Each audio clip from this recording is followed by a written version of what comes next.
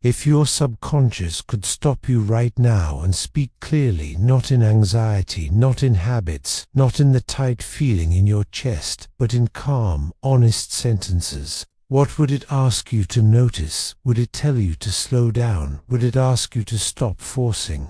Would it remind you of something you keep ignoring? Because the truth is, your subconscious has been talking the whole time. You just learned to translate.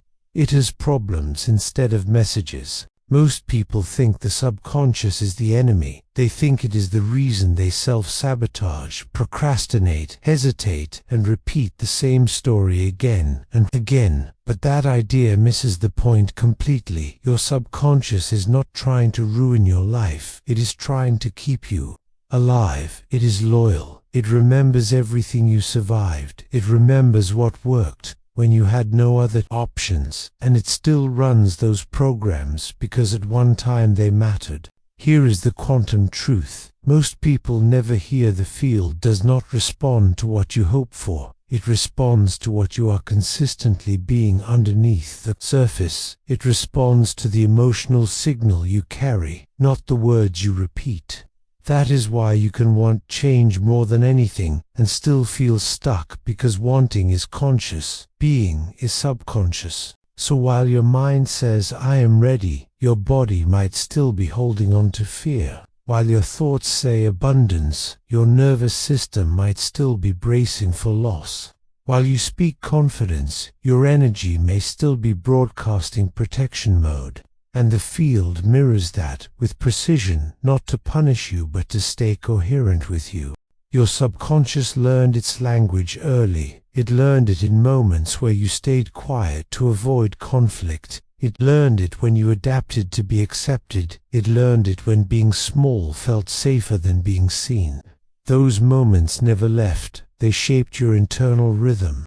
And now when you try to move beyond them, that rhythm pulls you back. Not because you are weak, but because part of you still believes safety lives there. This is why you can do everything right. You read the books, you visualize, you affirm, you meditate, you understand manifestation intellectually. And yet something loops. You get close, then hesitate, you start, then stop.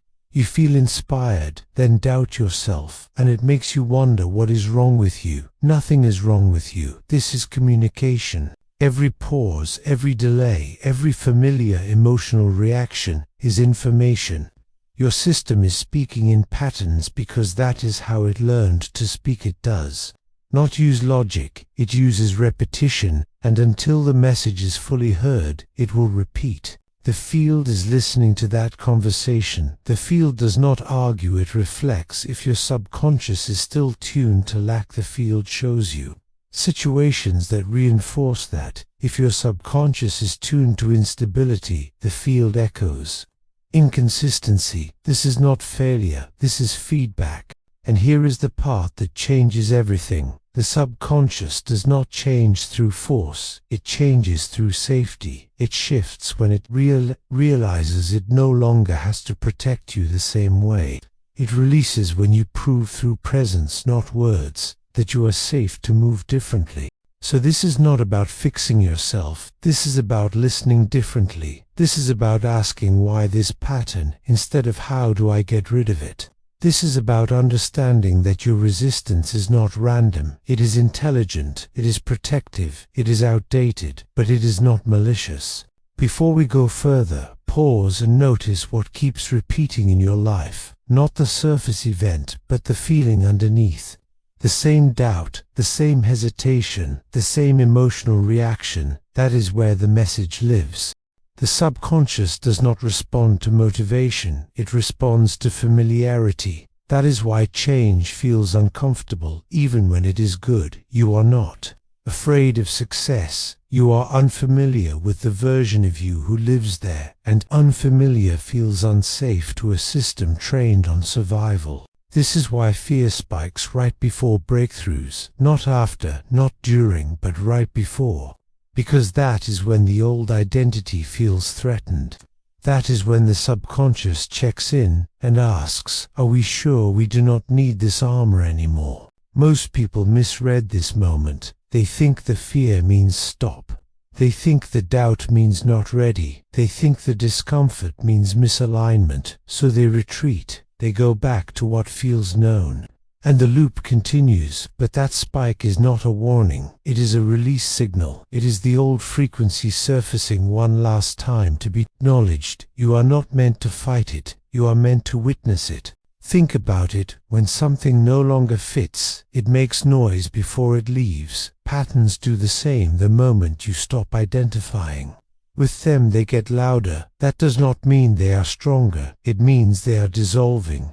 Your subconscious is not trying to drag you backward. It is asking for closure. It wants to know that you have learned what it needed you to learn. It wants to feel appreciated, not erased. This is why suppression never works. Positive thinking alone cannot rewrite a nervous system.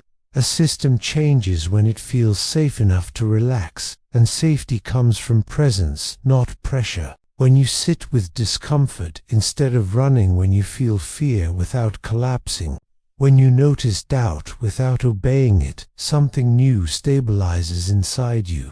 That stability is a new signal, and the field responds to stability faster than it responds to desire. This is coherence. Thought, emotion, and body aligned, not pretending, not forcing, but staying grounded even when emotions move. You do not create a new reality by escaping your feelings. You create it by staying with them without becoming them. That is the difference between reaction and response, and the field knows the difference. Every time you choose not to return to the old story, even internally, you shift your signal. It might feel small. It might feel quiet, but it is precise, and precision matters more than intensity. This is why real change often looks boring from the outside. Fewer dramatic reactions, less chaos, more neutrality, more calm. The system is settling, and a settled system broadcasts clarity. If you are feeling emotionally heavier lately, if things feel uncertain or shaky, that does not mean you are going backward. It often means you are in between identities. The old one is loosening, the new one is not fully embodied yet.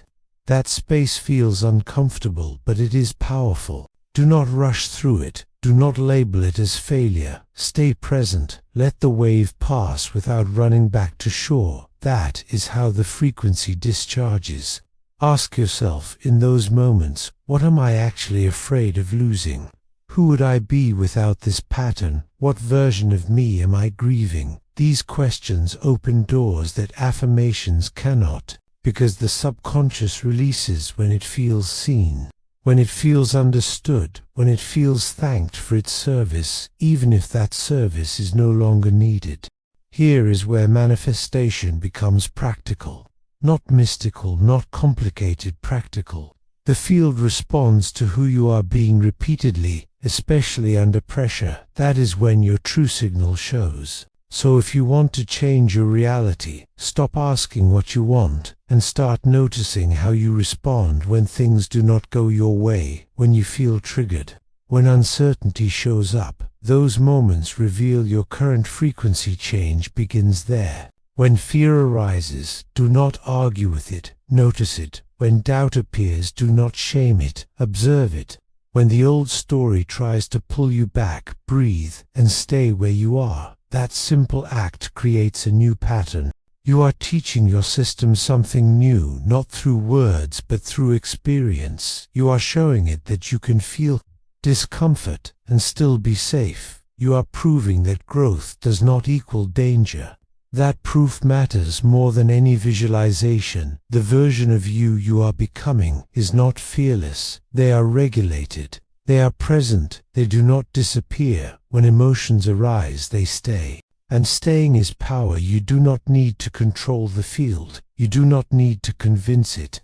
The field mirrors coherence. When your inner world stabilizes, the outer world reorganizes naturally.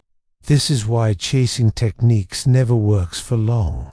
You cannot bypass embodiment. You cannot skip integration. The subconscious always catches up. So slow down, listen, pay attention to what repeats. and instead of trying to fix it, ask what it needs to complete. Once the message is integrated, the pattern dissolves on its own. No effort, no force. You are not broken, you are in transition, and transitions require patience, not pressure. The signal is changing, and when the signal changes, the reflection follows. You are not here to become someone else. You are here to stop abandoning yourself. When growth feels uncomfortable, that is the realization your subconscious has been waiting for, and once it knows you are listening, it no longer has to repeat itself. The loop ends, the signal shifts, and reality responds.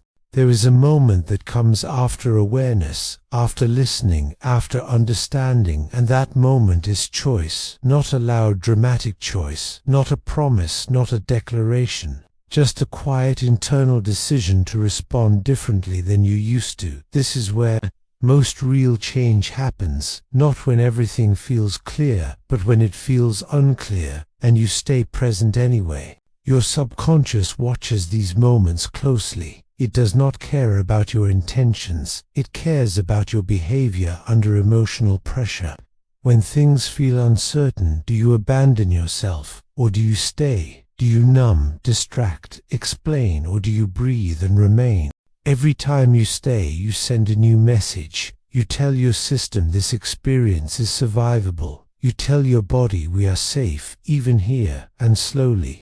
That becomes the new baseline. This is how identity shifts, not through force, but through repetition of safety. You are not trying to erase the past. You are teaching your nervous system that the present is different, that you have more resources now, more awareness, more capacity, that you are not the same person who needed those old defenses. When the subconscious realizes this, it relaxes, and when it relaxes, the signal changes.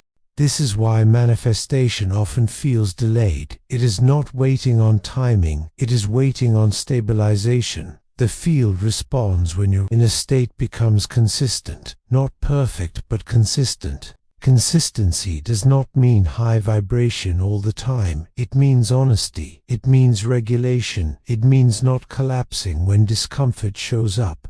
You do not need to be fearless. You need to be grounded. Grounded people do not react the same way. They pause, they feel, they choose, and that choice rewires the signal. This is also where trust is built, not trust in the universe, but trust in yourself. Trust that you can handle whatever comes next without reverting to old patterns, without shrinking, and that trust changes everything. Because the moment your system believes you will not abandon it, the need for protection dissolves. The subconscious no longer needs to hold you back. It no longer needs to repeat the same lessons. It has done its job. So when old thoughts return, and they will, do not panic. Smile internally, thank them, and choose differently. Say, I see you, I hear you, and I am safe to move forward. That sentence carries more power than any affirmation, because it is true. In the body, you are not here to rush the shift. You are here to stabilize it, and once it stabilizes, it becomes natural, effortless, normal. That is when the field responds, not with chaos but with alignment, not because you forced it, but because you finally matched it. This is not the end of the work, this is the beginning of ease. And ease is the clearest signal of all.